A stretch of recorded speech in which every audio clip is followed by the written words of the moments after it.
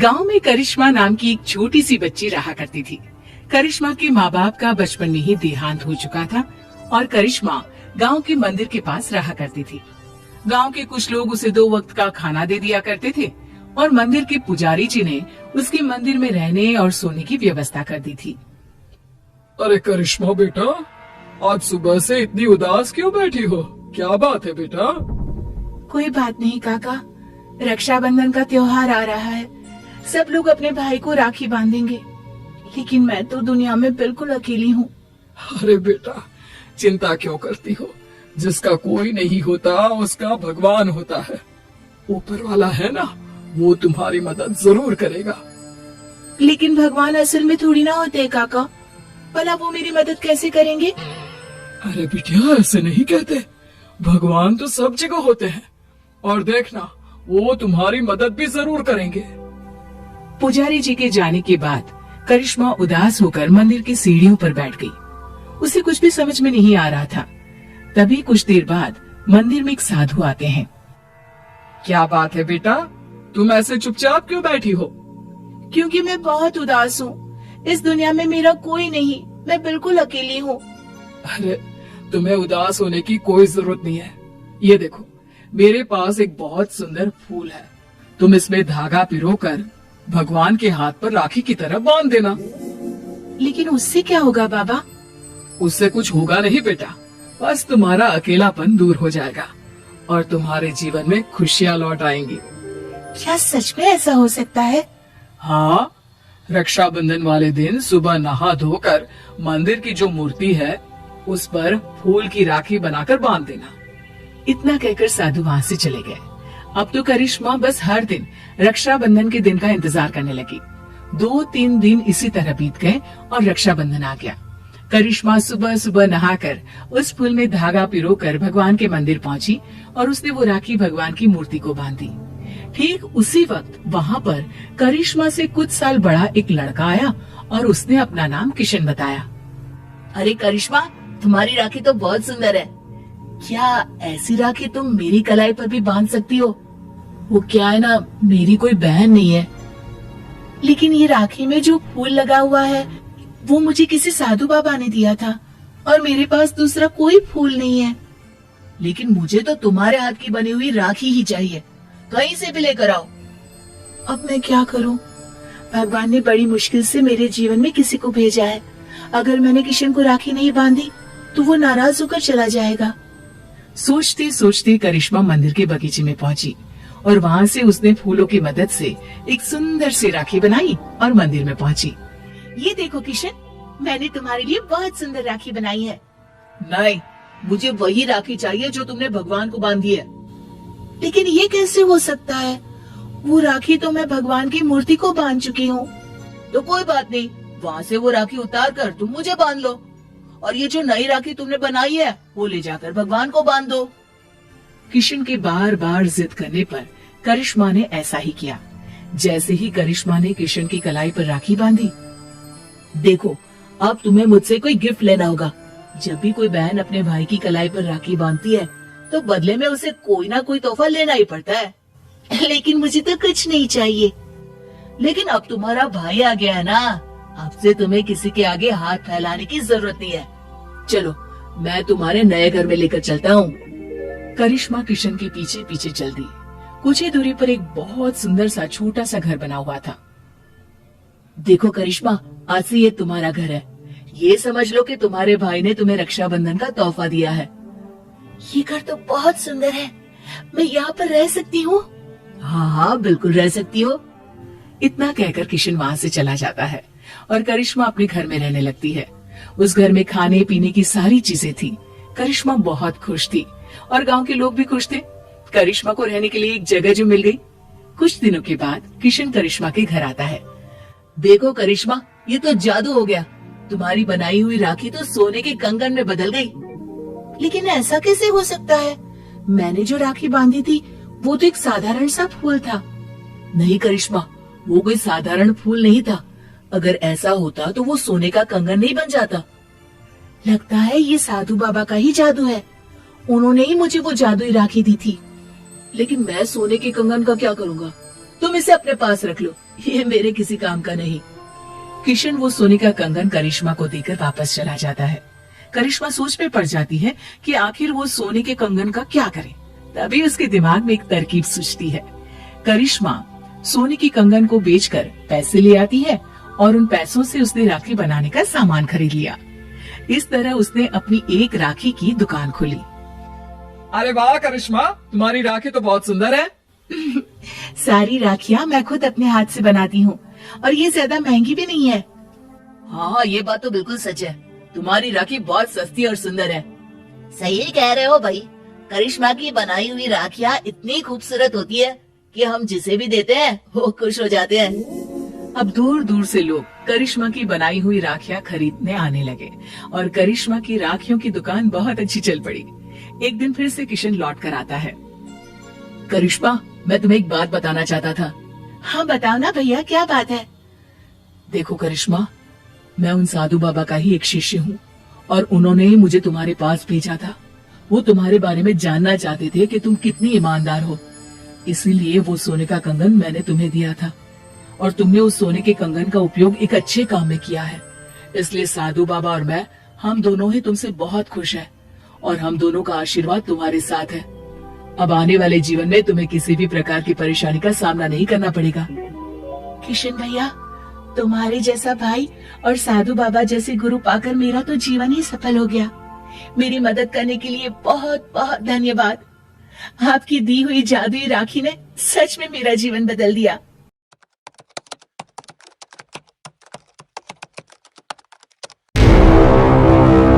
मेरा नाम है हरिया, मैं काम करता हूँ बहुत बढ़िया, खाता हूँ खाना और रोज गाता हूँ गाना। अरे यार, आज तो बहुत देर हो गई। इस खतरनाक जंगल को देखकर तो मेरे हाथ पैर ठंडे हो गए हैं। अगर मैं वक्त पर गांव नहीं पहुँचा तो मालिक बहुत नाराज हो जाएंगे। तभी हरिया को एक आवाज सुनाई देती है। सुनिए हरि जी। अरे, ये आवाज किसने दी? तभी हरिया को सामने कुछ दूर एक औरत खड़ी दिखाई देती है। अरे भाई, ये औरत अकेली इतनी रात को इस जंगल में क्या कर रही है? चलकर पूछना पड़ेगा। फिर हरिया अपनी बैलगाड़ी उस औरत के सामने लाकर रोक देता है और उससे पूछता है। अरे सुनिए, आप इतनी रात को इस खतरनाक जंगल में अकेले क्या कर रही हैं? तभी वो औरत मीठी आवाज में कहती है, अरे हरि जी, आप आ गए। मैं कब से आपका इंतजार कर रही थी। वैसे तो यहाँ से काफी लोग गुजर चुके हैं, लेकिन मैं खास आपका इंतजार कर रही थी। अच्छा, तुम सच कह रही हो? मुझे तो यकीन नहीं हो रहा है। वो क्या है ना, आज तक किसी ने मुझसे इतने प्यार से बात नहीं की। हाँ हाँ हरि जी, मैं सच कह रही हूँ। अब देर मत करिए और जल्दी से मुझे मेरे घर तक छोड़ दीजिए। हाँ हाँ, कौन सी बड़ी बात है, अभी छोड़ देता हूँ। आप मेरे पीछे बैलगाड़ी में बैठ जाइए और मुझे रास्ता बताते चलिए। फिर वो औरत हरिया की बैलगाड़ी में बैठ जाती है और हरिया बैलगाड़ी हाँकता हुआ आगे चल पड़ता है। फिर उस औरत के बताए हुए रास्ते पर चलते चलते हरिया बैलगाड़ी लेकर एक काली गुफा के आगे आकर रुक जाता है। हरिया उस औरत से पूछता है, हाँ देवी जी, आपका घर कहाँ है? यहाँ तो एक गुफा के अलावा और कुछ नहीं है। तभी अचानक वो औरत हवा में उड़ने लगती है। देखते ही देखते उसका सुंदर रूप एक डरावनी चुड़ैल में बदल जाता है और वो जोर जोर से हंसती है। अरे तुम्हें एकदम बेवकूफ निकला। तो भैया सारी से मेरी बातों में आ गया। अरे मर गया रे, ये तो एक चुड़ैल है। हे भगवान बचा ले, ये तो बड़ी डरावनी दिखाई दे रही है। और फिर अगले ही पल हरिया की बैलगाड़ी में रखा सारा सामान हवा में उड़ता हुआ उस काली गुफा के अंदर चला जाता है और वो चुड़ैल भी उस गुफा के अंदर जाकर कहीं गायब हो जाती है। हरिया ये नजारा देख बुरी तरह घबरा और परेशान हो जाता है। अरे ये चुड़ैल तो मेरा सारा सामान लेकर गुफा में गायब हो गई। अब क्या होगा? अगर मैं गांव खाली हाथ गया तो मालिक मेरी अच्छी खबर लेंगे। मेरी इस बात का कोई यकीन भी नहीं करेगा। फिर आखिर वही हुआ। हरिया के मालिक चंपक सेठ को हरिया की किसी भी बात पर रत्ती भर भी यकीन नहीं हुआ। चंपक सेठ को लगा हरिया झूठ बोल रहा है और उसने ही लालच में आकर सारा सामान हड़प कर लिया है। फिर हरिया को बेईमान समझकर चंपक सेठ उसे काम से निकाल देता है। अगले दिन अपनी दुकान में परेशान बैठा चंपक सेठ गुस्से में बड़बड़ाता है। अरे दुकान में तो सामान बिल्कुल भी नहीं है। अब मुझे ही शहर जाकर सामान लाना होगा। फिर वो अपनी बैलगाड़ी लेकर शहर चला जाता है। शहर से सामान लेकर जब चंपक सेठ वापस गांव लौट रहा होता है तभी उसे एक आवाज सुनाई देती है। चंपक जी, ओ चंपक जी। अरे ये तो कोई मेरा नाम लेकर मुझे पुकार रहा है। फिर उस रास्ते में वही औरत खड़ी दिखाई देती है। फिर क्या था, हरिया की तरह चंपक सेठ भी उस औरत के पास अपनी बैलगाड़ी लेकर जाता है और वो भी उसकी चिकनी चुपड़ी बातों के मुंह जाल में फंस जाता है। फिर चुड़ैल उसे भी अपनी गुफा तक ले जाती है और उसका सारा सामान लेकर गुफा में गायब हो जाती है।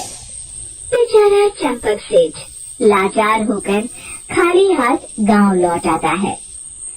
फिर ये उस जंगल में रोज की बात हो जाती है। जो कोई भी शहर से कुछ लेकर गांव की तरफ लौटता, वो चुड़ैल उसे बेवकूफ बनाकर उसका सारा सामान लेकर गुफा में गायब हो जाती। एक दिन हरिया एक लकड़हारे को उसे जंगल की तरफ जाते हुए देखता है। फिर हरिया उसे रोकते हुए कहता है, अरे भाई क्यों अपनी मौत को दावत दे रहे हो? मेरी बात मानो, आगे जंगल में मत जाओ।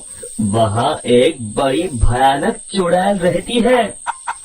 लकड़हारा हरिया की बातों को नजरअंदाज करते हुए कहता है, अरे भाई मुझे पहले ही बहुत देर हो चुकी है, मुझे जाने दो भाई। शाम तक लकड़ियाँ काट कर शहर के बाजार में बेचना है।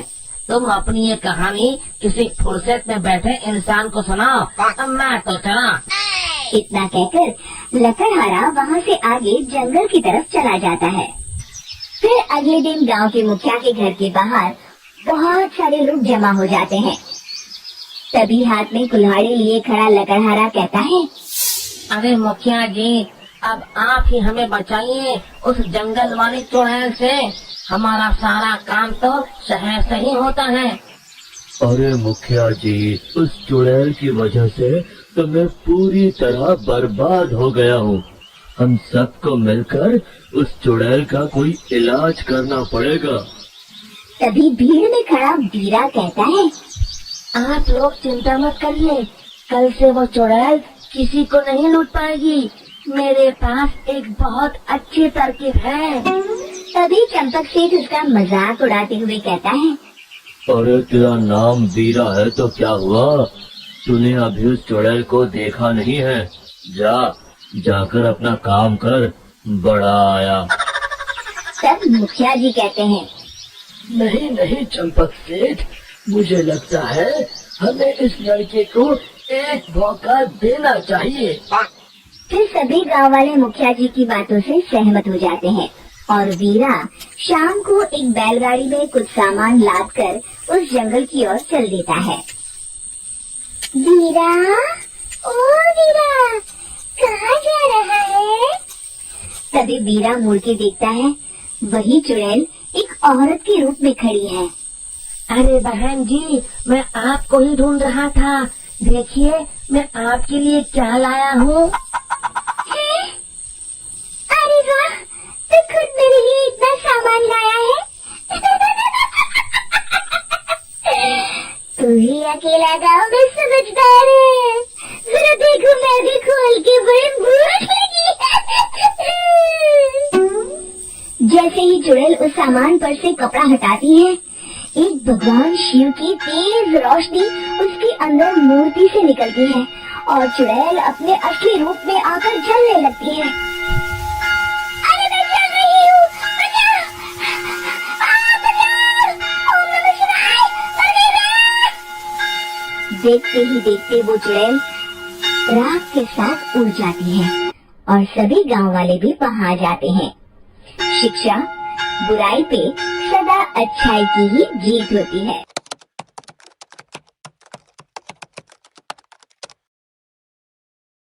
हमारा गांव के खेतों में इन दिनों खुदाई का काम चल रहा था। असल में इसी गांव से होकर एक अच्छी सड़क गुजरनी थी, इसलिए यहाँ खुदाई शुरू की गई थी। अचानक एक दिन खुदाई करने वाली मशीन से कुछ टकराता है। बाद में जब खोजबीन की जाती है तो वहां से 2 कंकाल मिलते हैं। पुलिस गांव के लोगों से पूछताछ शुरू करती है।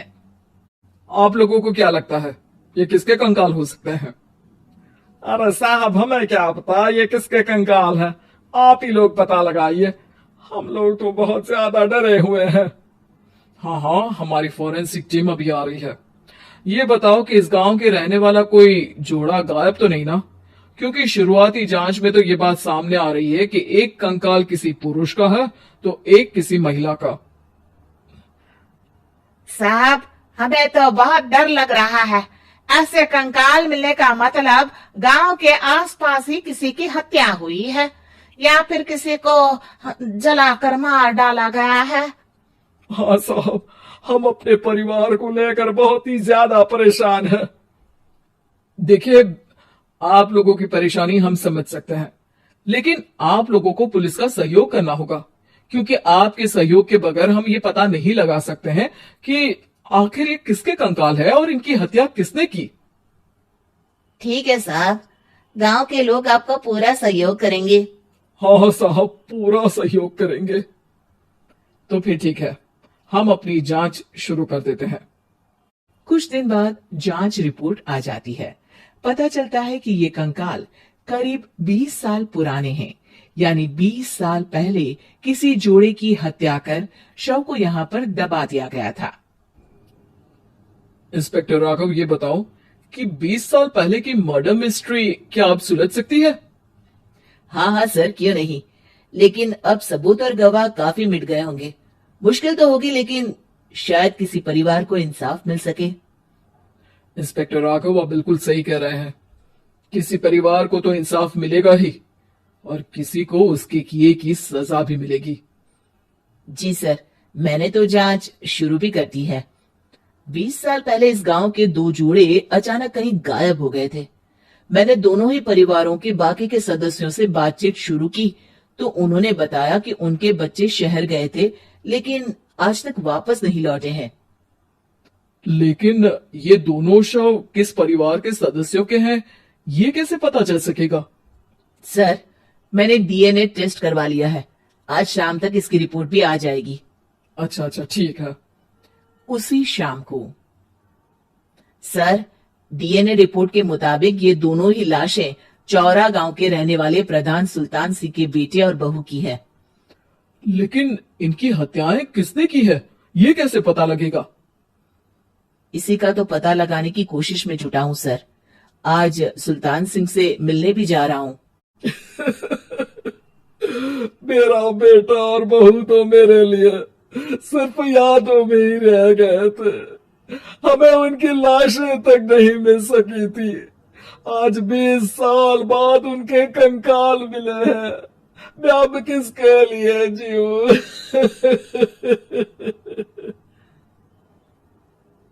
लेकिन सर, क्या आपकी किसी से कोई दुश्मनी थी?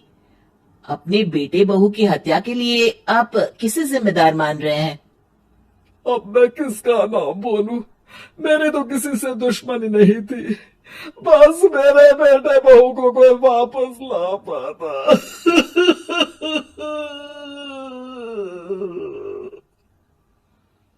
इसके बाद सुल्तान सिंह फूट फूट कर रोना शुरू कर देते हैं।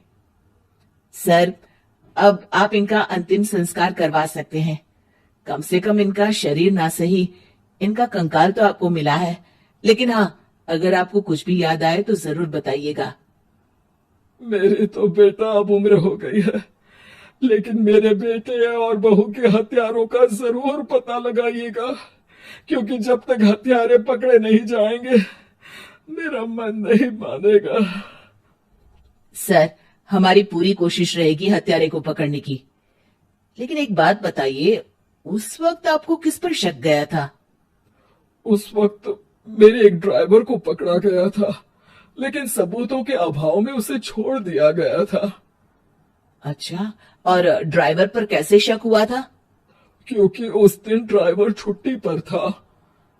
उस समय लेकिन लाश क्यों नहीं मिल सकी थी? उस वक्त पुलिस ने बहुत कोशिश की थी, लेकिन दोनों की डेड बॉडी नहीं मिल सकी थी। ठीक है, हमारी तफ्तीश चल रही है, मैं फिर आऊंगा। इसके बाद इंस्पेक्टर वहां से चला जाता है और सुल्तान सिंह अपने बेटे और बहू की याद में खो जाते हैं। कुछ दिन बाद सुल्तान सर, एक बात बताइए, जब आपके बेटे बहू की हत्या हुई थी, उसी के आसपास आपके ही गांव का रहने वाला एक और जोड़ा उसी वक्त गायब हो गया था ना? हाँ सर, अलका और अभिषेक, वो भी मेरे बच्चों जैसे ही थे। तो फिर वो कहाँ है? उनका भी आज तक पता नहीं चल सका, लेकिन बताते हैं कि कुछ साल पहले अभिषेक को गांव के ही किसी आदमी ने मुंबई में देखा था, लेकिन फिर वो गायब हो गया। यानी अभिषेक और अलका की हत्या नहीं हुई थी, बल्कि उन्होंने किसी वजह से खुद ही गांव छोड़ दिया था। हाँ, हो सकता है, क्योंकि अभिषेक मेरे बेटे संतोष का अच्छा दोस्त था और उसका मेरे घर भी आना जाना लगा रहता था। हो सकता है कि उसने मेरे बेटे और बहू के बारे में सुन लिया हो और ये गांव छोड़ दिया हो सकता है। उनके परिवार का कोई अब नहीं रहता क्या इस गांव में? अब तो कोई नहीं रहता। एक चाचा थे, लेकिन उन्होंने भी अपना पुश्तैनी मकान बेच दिया है। वो भी अब कहीं शहर में ही बस गए हैं। ओह, अभिषेक और अलका के बारे में भी पता लगाना होगा। हो सकता है कि वही इस हत्या के बारे में कुछ बता सके। हो तो सकता है, लेकिन वो बेचारे तो खुद ही वक्त के मारे थे, वो क्या बताएंगे।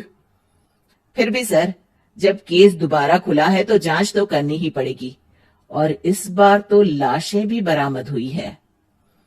कुछ दिन तक लगातार तफ्तीश चलती रही। एक दिन थाने से सुल्तान सिंह को फोन आता है। हाँ, कौन बोल रहा है? सर, मैं कांस्टेबल तुलाराम बोल रहा हूँ थाने से। आपको थाने आना पड़ेगा। थाने? लेकिन क्यों? सर, किसी की पहचान करवानी है। अच्छा ठीक है, मैं दोपहर तक पहुंचता हूँ। सुल्तान सिंह दोपहर में थाने पहुंचता है।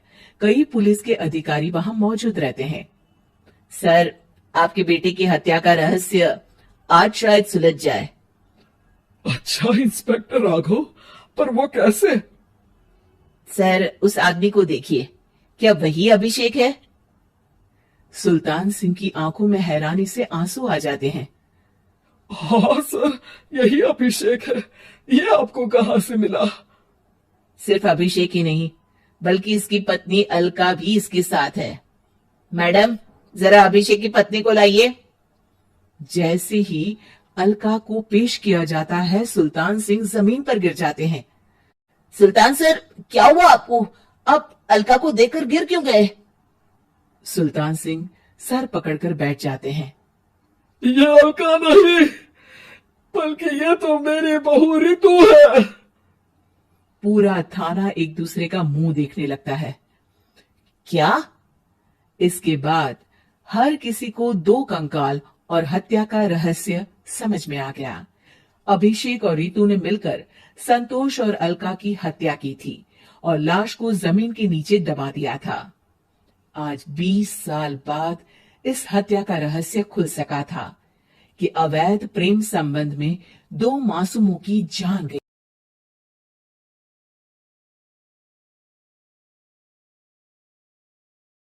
सरिता की शादी एक अच्छे परिवार में हुई है। उसका पति रोहन उसे बहुत प्यार करता है। घर में उसकी सास शांति और ननद मीनाक्षी भी है, जो सरिता के किसी काम में दखल अंदाजी नहीं करती। लेकिन फिर भी सरिता को ऐसा लगता है कि दुनिया की सबसे ज्यादा बेचारी बहू वही है और सबसे ज्यादा अत्याचार उसी पर हो रहा है। माँ जी, ये लीजिए आपकी चाय। अरे बहू, तूने इतनी ज्यादा चीनी क्यों डाल दी चाय में? हाय हाय माँ जी, मैंने तो उतनी ही मीठी बनाई है जितनी मीठी आपको पसंद है। माँ जी, आपको तो मेरे हाथ की चाय अच्छी ही नहीं लगती। जब देखो कुछ न कुछ कमी निकाल ही देती हो। अरे बहू, तू एक बात के पीछे ही पड़ जाती है। मैंने ऐसा कब कहा कि तू रोज चाय खराब बनाती है?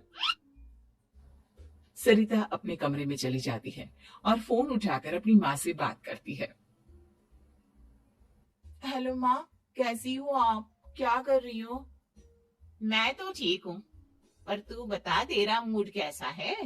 तेरी आवाज से लग रहा है कि कुछ तो हुआ है तेरे ससुराल में। अरे क्या बताऊं माँ, यहाँ तो हर समय मेरे साथ बहुत बुरा व्यवहार होता है। मैंने अपनी सास के लिए इतनी अच्छी चाय बनाई, लेकिन मेरी सास चाय पीते ही मुझे 4 बातें सुना दी।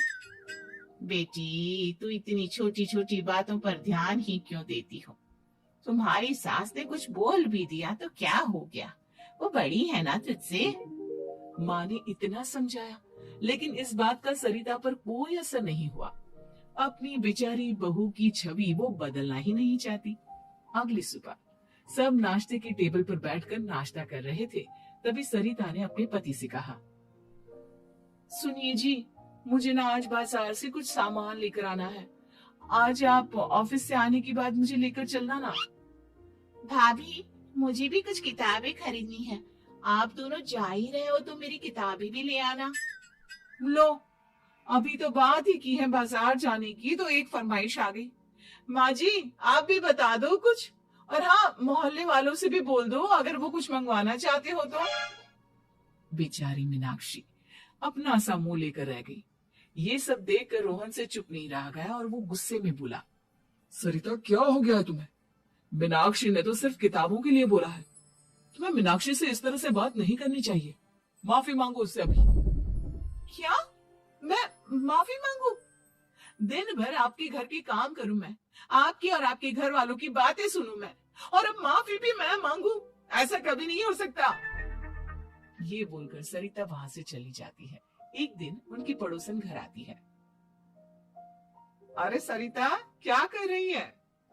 और क्या करूंगी भाभी जी, बस घर का काम ही कर रही हूँ। आप बताओ कैसे आना हुआ?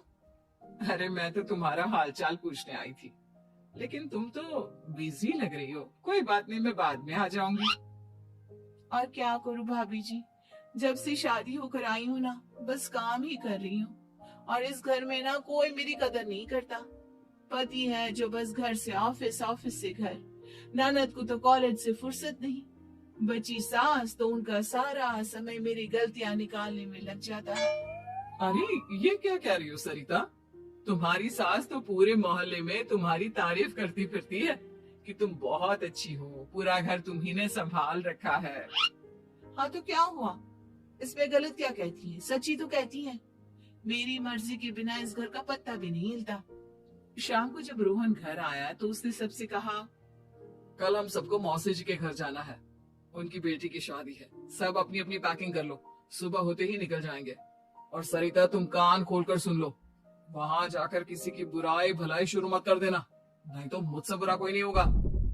हाय हाय जी, आप तो ऐसे कह रहे हो जैसे मैं सुबह शाम सबकी बुराई करती फिरती हूँ। आज तक कोई कह नहीं सकता कि मैंने किसी की पीठ पीछे किसी के बारे में कोई बुरी बात बोली हो तो। अरे बस बहू, बात को और ज्यादा आगे मत बढ़ा। हमें सब पता है तो हमारे साथ क्या व्यवहार करती है। ये बात घर तक रखना, शादी में किसी को कुछ मत बोलना, नहीं तो सब कहेंगे कि शांति की बहू कितना बोलती है। हाँ हाँ, सब कुछ तो मैं ही बोलती हूँ ना। आप लोग तो हर समय फूलों की बारिश करते रहते हो मेरे ऊपर। सारी गलती मेरी है जो मैं इस घर में आई। सबका कितना ध्यान रखती हूँ, लेकिन फिर भी मेरी तो आप लोगों की नजर में कोई कदर ही नहीं है। अगली सुबह सब लोग मौसी जी के घर पर चले जाते हैं। वहां पर शादी का माहौल होता है, सब जगह चहल पहल होती है, बहुत सारे मेहमान आए हैं। सरिता को वहां बहुत अच्छा लग रहा है। वो अपने मन में सोचती है, यहाँ कितना अच्छा लग रहा है, कितनी रौनक है। मैं यहाँ किसी से ज्यादा बात नहीं करूंगी, अगर मेरे मुंह से कुछ ऐसा वैसा निकल गया तो रोहन जी तो मुझसे गुस्सा हो जाएंगी। सरिता ये सब सोच ही रही थी कि वहां रोहन की कजिन साक्षी आ गई और सरिता से बोली, आप सरिता भाभी हो ना? जितना आपके बारे में सुना था आप तो उससे भी ज्यादा सुंदर हो। हाँ वो तो है, मेरी सुंदरता की तारीफ सब करते हैं। मेरे मायके में तो सब यही बोलते हैं कि रोहन जी की किस्मत बहुत अच्छी है जिन्हें मैं मिली। लेकिन आप कौन है? मैंने आपको पहचाना नहीं। मैं रोहन भैया की कजिन हूँ। आपकी शादी पर नहीं आ पाई थी ना, इसलिए आप मुझसे मिली नहीं कभी। शांति मौसी और मीनाक्षी आपकी बहुत तारीफ करते हैं। क्या कहा तुमने? मेरी तारीफ? कभी नहीं। मेरे ससुराल वाले कभी मेरी तारीफ कर ही नहीं सकते। मैं इतनी अच्छी हूँ, मेहनती हूँ, लेकिन उन्हें तो मेरी कदर ही नहीं। सारा दिन घर का काम करती हूँ, फिर भी मेरी सास ना मुझे सुनाती रहती है और पति भी मेरी सास की साइड लेते हैं। ना कभी बाहर ले जाते हैं, ना कहीं घुमाने। अगर घुमाने के लिए कभी बोल भी देना तो उनकी बहन बीच में आ जाती है। मैं कैसे रह रही हूँ उस घर में ये मैं ही जानती हूँ। सरिता की ये बातें सुनकर साक्षी को बड़ी हैरानी हुई। अब वो हर किसी के सामने अपनी बढ़ाई और ससुराल वालों की बुराई करने लगी। रोहन और शांति को सरिता पर बहुत गुस्सा आया, लेकिन वो चुप रहे। अगले दिन जब वो अपने घर पर आए, सरिता, तुमने क्यों सबके सामने मेरी इज्जत का तमाशा बनाया? तुमसे बोला था ना कि चुप रहना। अजी ऐसा भी क्या कह दिया मैंने जो इतना भड़क रहे हो? तुम जहाँ जाती हो अपना रोना शुरू कर देती हो, कभी किसी दूसरे की बात ही नहीं सुनती, बस अपनी कहती रहती हो। तुमने सबके सामने हमारा तमाशा बनाकर रख दिया है। हे भगवान, मुझे अपने पास बुला ले। जिस घर में मेरी कदर ही नहीं उस घर में मेरा क्या काम? अरे क्या करूंगी मैं यहाँ रहकर? जो भी आता है मुझे सुनाकर चला जाता है। मैं तो किसी से कुछ नहीं कहती। सीधी सादी बहू मिल गई है ना सबको, तो जो जी में आए वो करो। सरिता ने अपने आगे किसी को कुछ बोलने ही नहीं दिया और उस दिन भी उसने सबके सामने खुद को बेचारी बना ही दिया। अगले दिन मीनाक्षी कॉलेज के लिए लेट हो रही थी, इसलिए वो हर काम जल्दी जल्दी कर रही थी। अपना नाश्ता लेने किचन में गई और पतीले में रखे गर्म दूध को गिलास में डालने लगी। दूध का पतीला उसके हाथ से छूट गया और गरम गरम दूध उसके हाथ पर गिर गया। ओए माँ, हाय मेरा हाथ, माँ मेरा हाथ जल गया। मीनाक्षी की आवाज सुनकर सरिता दौड़ती हुई आई। ये क्या किया तुमने?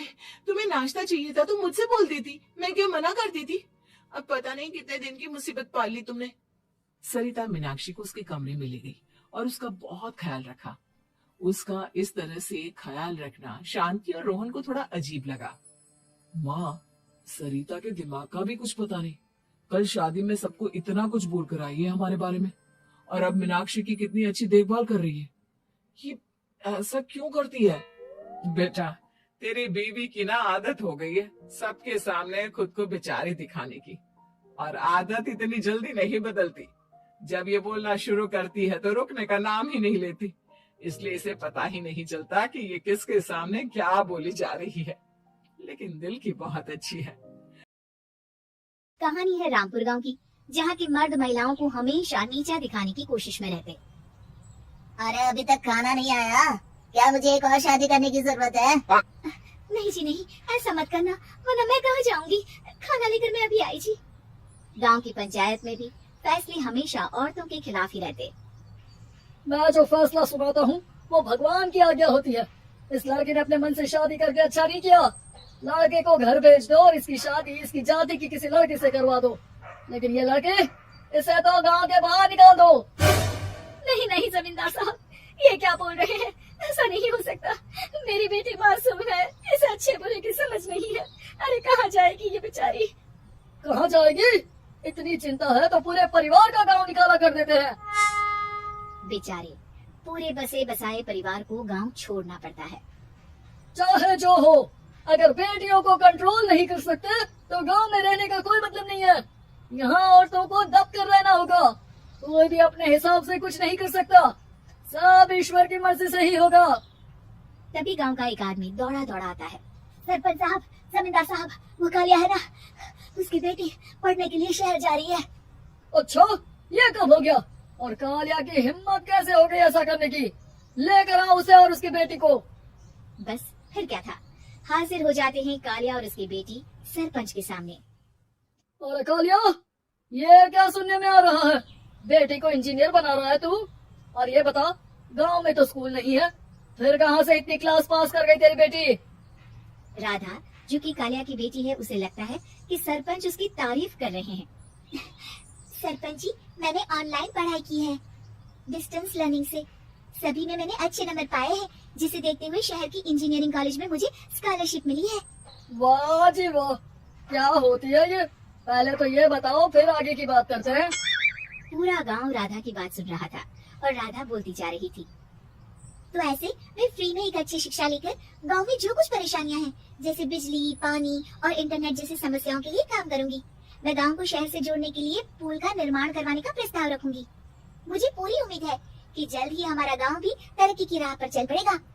राधा की बात सुनकर सारे गांव वाले ताली बजाने लगते हैं। सरपंच को समझ नहीं आता कि वो क्या करे। चुप रह नादान लड़की, गांव के खिलाफ जाने के लिए तुझे गांव से बेदखल कर दिया जाएगा, वो भी पूरे परिवार के साथ। और हाँ, अगर ठीक से गांव में रहना चाहती है तो ये पढ़ाई लिखाई छोड़ दे। हम तेरे लिए गांव का कोई होनहार लड़का देखेंगे। तभी गांव का एक आदमी बोल पाता है। अरे नहीं नहीं सरपंच जी, राधा बिटिया जो बता रही है, अगर वैसा हो जाए तो हम लोगों को पैसा कमाने के लिए बाहर नहीं जाना पड़ेगा। हाँ जी, और ना ही कोसों दूर पानी के लिए भटकना पड़ेगा। हमारे बच्चे भी अच्छी पढ़ाई कर सकेंगे और आगे बढ़ेंगे, ना कि हमारी तरह खेती करते बैठेंगे। क्यों गांव वालों, राधा बिटिया का साथ देना चाहिए ना। सरपंच देखता है कि गांव राधा के साथ है तो वो चुप हो जाता है। वो घर आकर अपने सलाहकार से बात करता है, जो बहुत ही चालाक किस्म का इंसान होता है। अरे सरपंच साहब, आपको बहुत ही होशियारी से काम लेना पड़ेगा। एक बार गांव तरक्की कर गया, यहाँ के बालक पढ़ लिए तो कोई ना पूछेगा आपको। और फिर ये जो बेटा और बेटी है ना आपके, इनको भी आप लोगों की तरह ही जीवन जीना होगा। हाँ, लेकिन करे तो क्या करे? वो ना आप मुझ पर छोड़ दीजिए, बस मैं जैसा बोलूं करते जाइए। अगले रोज सुबह जब गांव वाले सोकर उठते हैं तो राधा के घर के बाहर और साथ ही वो लोग जिन्होंने राधा का सपोर्ट किया था, उनके घर के आगे लाल रंग से कल आऊंगी लिखा होता है। कल आऊंगी, यह क्या होता है? अरे यह तो खून से लिखा है, लगता है कोई भूत प्रेत या चुड़ैल का साया है। चलो सरपंच जी के पास चलते हैं। सभी सरपंच के पास जाकर उसे सारी बात बताते हैं। ओह, ये तो बड़ी मुश्किल की बात है। चलो, मैं एक बाबा को जानता हूँ, उन्हें बुला लेता हूँ। सरपंच बाबा को लेकर गांव के घर के बाहर जाता है। ओहो, तो ये वो चुड़ैल है जो उन लोगों को निशाना बनाते हैं जो गांव को बदलने का सपना देखते हैं। वो गांव को ऐसे ही संपन्न देखना चाहती है, वो नहीं चाहती कि कोई बाहरी यहाँ का कायाकल्प करे। क्या तुम लोगों में से किसी ने गांव को बदलने की सोच रखी है? तभी राधा की माँ रोते रोते आती है। मेरी राधा घर से गायब हो गई है। अरे कोई तो बचाओ, मेरी बच्ची कहाँ गई? ले गई वो चुड़ैल, तेरी बच्ची को ले गई। अब वो उसे श्रापित करके छोड़ेगी, उस पर चुड़ैल का साया हो जाएगा। तभी बुरी सी हालत में राधा भी वहाँ आ जाती है। उसके बाल चुड़ैल की तरफ फैले होते हैं और कपड़ों में खून लगा होता है। सभी राधा को देखकर डर जाते हैं। माँ, पता नहीं मुझे कौन उठा कर ले गया था। अरे दूर दूर हो जा चुड़ैल, अब हम लोग इस गांव में नहीं रुकेंगे। अरे कैसी बातें कर रहे हैं आप?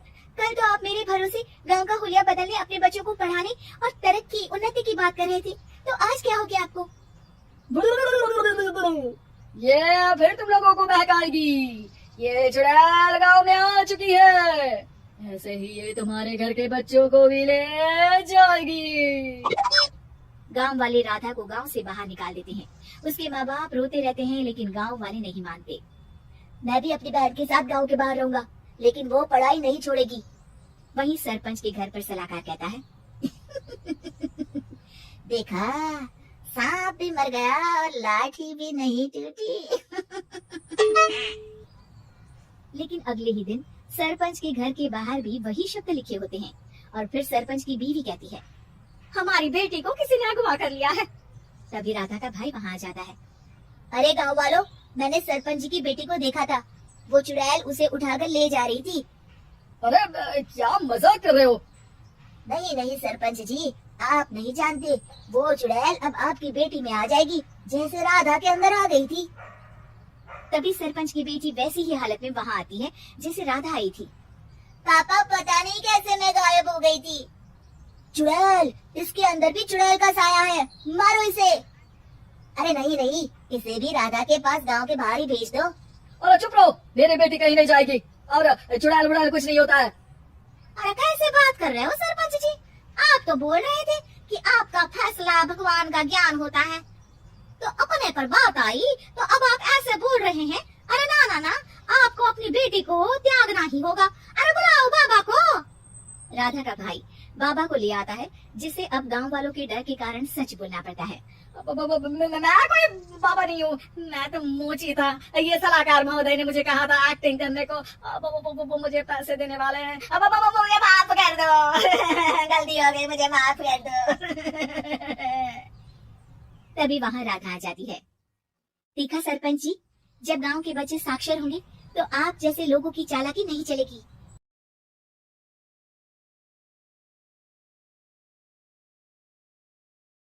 कंचन के बेटे ऋषि की शादी कहीं नहीं हो रही थी। एक तो ऋषि मोटा, ऊपर से कमाई भी कोई खास नहीं, लेकिन कंचन को तो शौक था मॉडर्न बहू लाने का, और उसे एक दिन ऐसी लड़की मिल भी जाती है। हमें तो आपका ऋषि बहुत पसंद है, लेकिन मैं आपको साफ साफ बता देती हूँ, मेरी बेटी के शौक थोड़े से अलग है बहन जी। अरे बहन, हमें सब पसंद है। आपकी प्रियंका जैसी लड़की की तलाश मुझे कब से थी। जींस पहनकर अंग्रेजी में गिटर पिटर बोला करे। अरे बहन जरा सुन तो लो, मेरी बेटी के शौक क्या क्या है। अरे नहीं नहीं बहन, बस लड़की को देख लिया तो सब कुछ देख लिया। आप ना शादी की तैयारी करो, और वो जरा सामान की लिस्ट भी दी है ना मैंने। हाँ बहन जी, सारा सामान शादी से एक दिन पहले ही आपके दरवाजे आ जाएगा। मजा आ गया, मजा आ गया। अब तो बस आप शादी की तैयारी करो। प्रियंका के माता पिता के जाने के बाद कंचन का पति उससे कहता है, अरे भाग्यवान, तुम तो कुछ ज्यादा ही जल्दी दिखा रही थी शादी की। अरे बोलने तो देती, लड़की की माँ क्या बोलना चाह रही थी। अरे आप चुप रहिए जी, कुछ पता भी है आपको, बस मुफ्त में बोले जा रहे हैं। मेरी दोस्त शशि की बहू देखी, लंबी पतली और पढ़ी लिखी, हजारों में कमाई और संस्कारी भी। अरे पर जब वो मेरी बहू देखेगी तो जल भुन जाएगी। लेकिन तुम तो शादी ऋषि के लिए कर रही हो ना, या शशि के लिए? तुम्हारा लड़का कुछ कमाता भी नहीं है और शरीर भी भगवान की दुआ से फूलता ही जा रहा है। फिर बोले आप हैं? फिर बोले आप? मैंने कहा ना, प्रियंका जैसी जींस पहनकर अंग्रेजी झाड़ने वाली बहू किस्मत वालों को ही मिलती है। चुप रहिए आप। पति के लाख कहने पर भी कंचन ऋषि की शादी प्रियंका से करवा देती है, लेकिन प्रियंका जैसे ही घर में आती है वैसे ही जोर जोर से चिल्लाकर नाचने लगती है। आज मेरे यार की शादी है, आज मेरे यार की शादी है, अरे नाचो मां नाचो। आज मेरे यार की शादी है। कंचन, उसका पति और ऋषि ये देखकर हैरान रह जाते हैं। लग रहा है बहू को शादी की बड़ी खुशी है। हाँ हाँ, बहू क्यों नहीं, हम भी नाचेंगे। अरे नाचो नाचो जी, मुंह क्या देख रहे हो, चलो चलो नाचो, बहू कह रही है। कंचन ये कहकर प्रियंका के साथ नाचने लगती है। ऋषि और उसके पिता वहाँ से चले जाते हैं। अगले दिन कंचन अपनी सहेलियों को प्रियंका से मिलवाने के लिए घर बुलाती है, जहाँ शशि भी आती है। अरे शशि, कैसी हो? मैं ना तुम्हें प्रियंका से मिलवाती हूँ। अरे सच में बहुत ही एडवांस सोच की लड़की है, कितने मॉडर्न ख्यालात है उसके, पता है तुम्हें? अरे हाँ कंचन, जरूर। बच्चों की शादी अच्छी ही होनी चाहिए, और वैसे भी तुझे तो शुरू से ही ऊंचे ख्याल की बहू चाहिए थी। तभी कंचन की सहेली कहती है, अरे कंचन, बुलाओ ना प्रियंका को, हम भी मिल ले। अरे बहू प्रियंका, जरा बाहर तो आना। कई बार आवाज देने के बाद भी प्रियंका बाहर नहीं आती है तो कंचन को बुरा लग जाता है। वो उसे लेकर बाहर आती है, लेकिन ये क्या, प्रियंका लड़खड़ाती हुई बाहर आती है और उसके हाथ में शराब की बोतल होती है। हालांकि शराब पीना स्वास्थ्य के लिए हानिकारक होता है और ये हमारी किडनी के लिए बहुत ही खतरनाक है, लेकिन कंचन की बहू प्रियंका पूरे नशे में होती है। अरे इतने सारे लोग। ये कहकर वो शशि के पास जाती है। आंटी जी, पत्ते खेलेंगी, पत्ते। अरे दूर हो, दूर हो, तुम्हारे मुंह से तो शराब की बदबू आ रही है।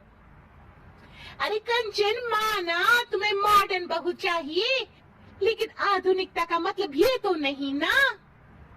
बुरा न मानना कंचन, तुम्हें पता था कि तुम्हारे बेटी की कमाई और शरीर दोनों ही ठीक नहीं है, तो तुम्हें उसी हिसाब की लड़की से शादी करवानी चाहिए थी। ऐसा कहकर सभी औरतें वहां से चली जाती है। तभी प्रियंका की माँ कंचन के घर आती है। अरे बहन जी, बड़ी चालाक निकली आप तो। बिना बताए अपनी पियक्कड़ बेटी मेरे लायक बेटे के गले में बांध दी। ओए होए, बड़ी आगे बिना बताए। उस दिन जब मैं ये बात बता रही थी तो तुम तो सुनने को भी तैयार नहीं थी। अब भुगतो तुम। ये कहकर वो वहां से वापस चली जाती है।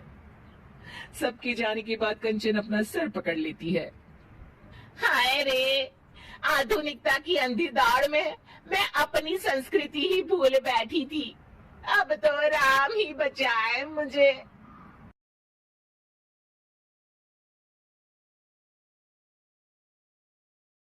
शिल्पी घर के काम से फ्री होती तो बोर होती, जिसके बाद उसने घर में ही दुकान खोलने की सोची। ये इतने सारे कपड़े, अरे बहू क्या करेगा? माँ जी, मैं घर में बोर होती हूँ तो सोचे सामने के कमरे में कपड़ों की दुकान खोल लूं। घर का काम भी हो जाएगा और 4 पैसों की कमाई भी। अरे वाह वाह, ये तो बहुत ही अच्छी बात है। मैं भी तेरी मदद कर दिया करूँगी। वाह माँ जी, तब तो मजा आ जाएगा। अब हम दोनों मिलकर खूब पैसे कमाया करेंगे। सब क्या था, सास बहू का काम चल पड़ा। एक दिन, अरे राकेश की माँ, सुनती हो? कहाँ चली गई? भूख के मारे पेट में चूहे कूद रहे हैं।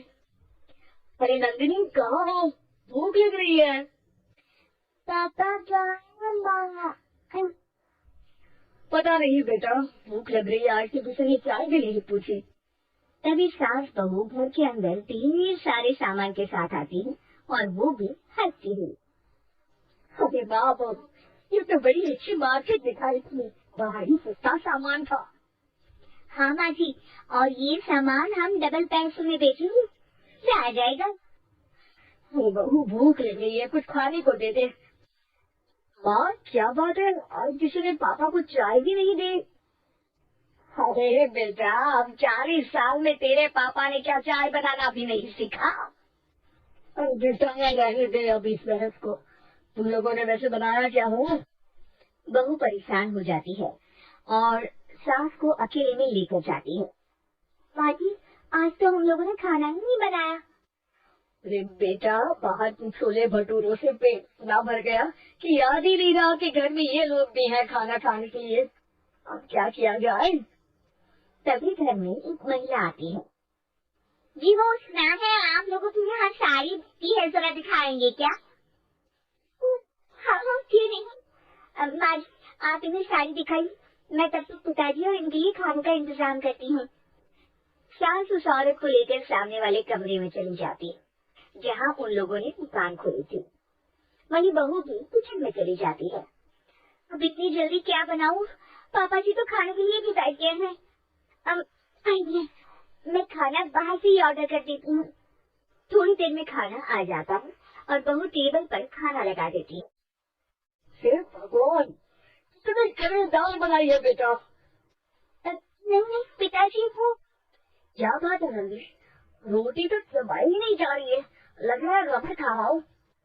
एक तो इतने महंगे होटल से खाना मंगवाया, वो भी इन लोगों को नहीं आए। तभी सास नोट गिनती हुई बाहर आती है। बस बड़ी कमाई हुई होती है। हाँ, मैंने वो 2000 वाली साड़ी 3000 में बेच दी। दोनों सास बहू बहुत खुश हो जाती। मेरे पेट में ना बेटा जोर कर दर्द हो रहा है। अरे वाह, क्या हुआ? पेट में दर्द? बाहर का कुछ खाया था क्या? मैदा तो नहीं खा लिया?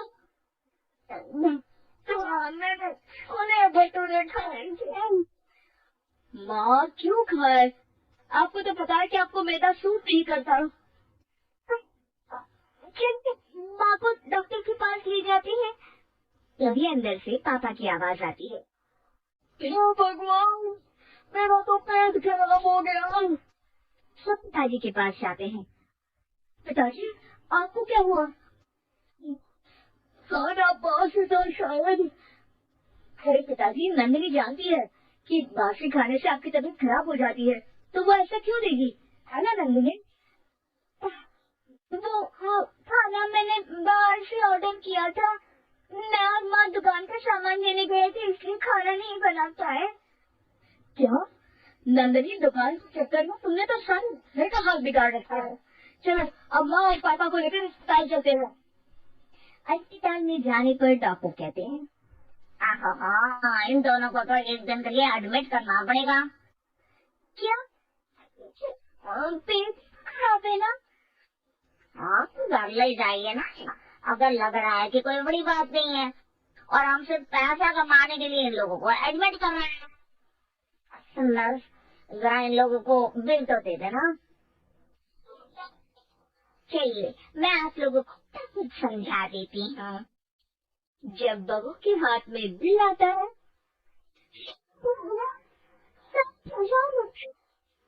तो मैंने कमाया भी ना था। अब समझ गई, कमाई के चक्कर में घर के लोगों की सेहत के साथ मैं खिलवाड़ कर रही थी। निधि का नेचर बचपन से ही शर्मिला था। वो न ज्यादा लोगों से बात करना पसंद करती और ना ही ज्यादा मिलना जुलना। निधि, ये पैसे ले जरा और बाजार से चीनी तो ले आ। नहीं माँ, मैं नहीं जाऊंगी, मुझे शर्म आती है, आप ही चले जाओ ना। अरे पता नहीं क्या करेगी ये लड़की, जीवन में कभी कुछ किया ही नहीं सिवाय पढ़ाई और घर के कामों के। इसकी शादी भी आसपास ही कहीं करवा दो, दूर जाकर इसका गुजारा कैसे होगा। निधि सुनती सबकी, समझती भी, लेकिन चुप करके रह जाती। एक दिन पिता के दोस्त अपने परिवार के साथ निधि के घर खाने पर आते हैं। उनकी बेटी बहुत ही स्मार्ट होती है। दीदी बेटा, वीणा के साथ बात करो। देखो, अंकल की बेटी भी आई है उनके साथ। निधि वीणा के साथ वहीं बैठ जाती है। चलो ना अंदर चलते हैं, यहाँ कहाँ बड़े लोगों के बीच बैठे। निधि माँ की तरफ देखती है और अंदर चली जाती है। वैसे मैंने ना अपना चैनल खोला है, तुम सब्सक्राइब करना उसमें। मैं ना ब्यूटी और फैशन की बात करती हूँ। ये देखो। ओह, इतने सारे लोगों के सामने तुम कैसे इतना बोल लेती हो? मुझे तो बहुत शर्म आती है। अरे शर्म कैसी? खैर, सीधी सादी सी निधि, उसकी शादी हो जाती है राकेश से। राकेश एक स्मार्ट लड़का था, उसे घूमना फिरना पसंद था, लेकिन निधि का शर्मिला व्यवहार वो समझ जाता है। अरे निधि, घर से बाहर क्यों नहीं निकलती? लोगों से मिला जुला करो, तभी तो पता चलेगा ना कि दुनिया कैसी है। क्या करना है पता करके? शादी से पहले पापा और अब आप। ठीक है ना, मुझे ज्यादा दुनियादारी में नहीं पड़ना। निधि की जिंदगी ठीक ठाक चल रही थी। उसके 2 लड़के होते हैं, दोनों को वो पढ़ाती लिखाती, उनका ख्याल रखती। निधि, 25 साल हो गए शादी को, दोनों बच्चे सेटल हैं। हम लोगों ने शहर में 2 मकान भी ले लिए। दोनों की शादी, वक्त का पता ही नहीं चला कैसे उड़ गया। हाँ, ये तो है। मैं खुश हूँ, जिम्मेदारियाँ आती रही, मैं निभाती रही, और क्या चाहिए। देखो, मैंने सोचा है कि अब हम लोग अमेरिका जाकर रहेंगे। यहाँ की जिंदगी तो जी ली, वैसे मुझे वहाँ बहुत अच्छी नौकरी मिल रही है। मैं कैसे चलूंगी, मुझे वहाँ का कुछ नहीं पता। आप तो जानते हैं ना कि मैं घर से बाहर ही कम निकलती हूँ। अरे तो क्या हुआ, वहाँ भी घर में ही रहना है ना, मैं हूँ ना, नौकरी करूँगा। निधि मान जाती है और पति के साथ अमेरिका चली जाती है। माँ, तुम्हारी बहू को बच्चा होने वाला है, तो क्या तुम 2 महीने के लिए यहाँ आ सकती हो? मुझे तुम्हारी बहुत जरूरत है, मैं टिकट भेज देता हूँ। हाँ हाँ, ये तो बहुत खुशी की बात है। मेरा भी मन सबसे मिलने का कर रहा था, पर क्या माँ, पर अब मैं आऊंगी कैसे? पापा से बात करती हूँ। देखो माँ, प्लीज बहाना मत बनाना, तुम जानती हो ना इस वक्त में मैं किसी पर भरोसा नहीं कर सकता हूँ। निधि पति को सारी बात बताती है। क्या आप भी चलेंगे? निधि, आने जाने में बड़ा खर्च हो जाएगा, ऊपर से मुझे यहाँ छुट्टी नहीं मिलेगी। बहू पर वक्त ऐसा है कि तुमको तो जाना ही पड़ेगा। मैं अकेले दुकान तक तो नहीं जा पाती, इतनी दूर भारत कैसे जाऊंगी, मुझसे नहीं होगा। लेकिन सबके कहने पर निधि को जाना ही पड़ता है। एयरपोर्ट में घबराई निधि एक मुसाफिर से कहती है, मैं ना भारत जा रही हूँ, दिल्ली जाने वाली फ्लाइट। सब मिलकर निधि की मदद करते हैं और फाइनली निधि भारत पहुँच जाती है, जहाँ बेटा उन्हें घर ले आता है। वाह माँ जी, यहाँ तो मैं भोपाल तक नहीं जा पाती, आप अमेरिका से आ गई। वे चालाकी तो औरतों में होनी ही चाहिए, यहाँ हम बुद्धू के बुद्धू रह गए।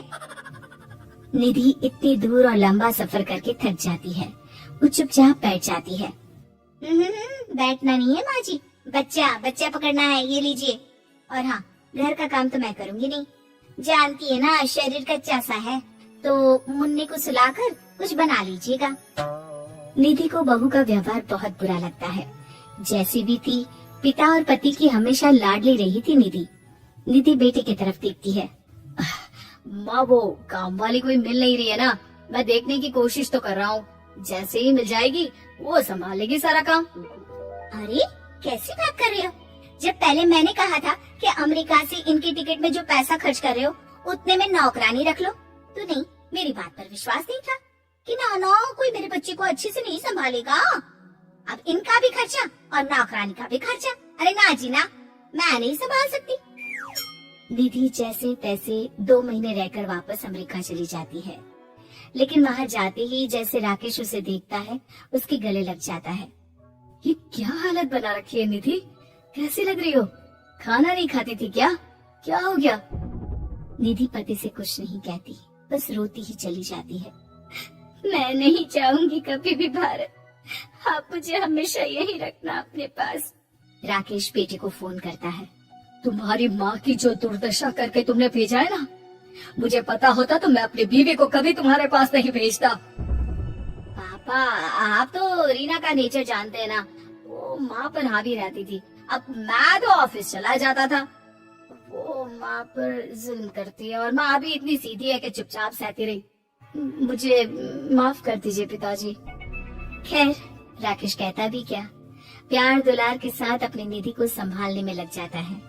लेकिन कहते ना, वक्त हमेशा एक सा नहीं रहता। अमेरिका में ही राकेश की मृत्यु हो जाती है और निधि अकेली रह जाती है। बड़ा बेटा कहता है, माँ भारत चलो ना, हम लोग साथ रहेंगे। निधि को जैसे ही वो सब सीन्स याद आते हैं, वो परेशान हो जाती है। समझ में नहीं आता कि पति के बिना अब जीवन कैसे चलाएगी। मैंने सारा जीवन घर का काम किया, घर देखा और जिंदगी चलाई, लेकिन जिस घर में रही सबने प्यार दिया, मैं वहाँ नहीं जाना चाहती। तभी राकेश जिस कंपनी में काम करता था, उसका मालिक निधि के घर आता है। वो भी भारतीय ही होता है। दीदी, राकेश ने आपके बारे में बताया था, जब से आप भारत से लौटी थी उसे आपकी बहुत चिंता रहती थी, इसलिए उसने मुझसे कहा था कि कभी अगर वो ना रहे तो मैं आपको ये पैसे दे दूं। और हाँ, हम लोगों की कंपनी में आपके लिए नौकरी भी है। निधि पति के पैसे देकर मन में तसल्ली करती है और नौकरी के लिए हाँ कर देती है। अरे पागल है क्या माँ, कैसे नौकरी करोगी? ये अमेरिका है, दिल्ली नहीं। वहाँ तो तुम घर से निकल भी नहीं पाती थी, यहाँ कैसे? मेरे पति, मेरे पिता मुझे खुश देखना चाहते थे। वो लोग जब तक थे, मुझे किसी चीज के लिए ना फोर्स किया, ना कभी कमी होने दी। पर अब मुझे जीवन जीने के लिए घर से निकलना ही होगा। बेटा, तुम तो अगली फ्लाइट से भारत लौट जाओ, मैं यहीं खुश